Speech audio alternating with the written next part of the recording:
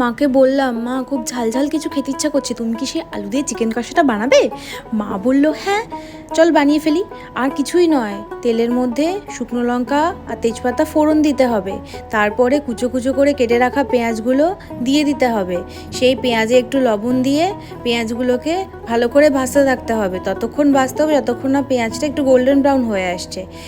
এই রান্নাটাতে বেশি কিছুই লাগে না, কোনো তোড়জোড়ি তেমন নেই। তারপরে চিকেনগুলো তুলে দেওয়ার পরে 5 মিনিট ঢাকা দিয়ে কুক করে নিতে হবে। চিকেন থেকে জল ছেড়ে দিলেই শুকনো লঙ্কা, আদা, রসুন, গোটা গরম মশলা আর গোলমরিচ আর একটু মৌরি, এইগুলো সব একসাথে পেস্ট করে নিয়ে সেটা তুলে দিতে হবে। ভালো করে কষানোর পরে এতে স্বাদ মতো লবণ দিয়ে দিতে হবে।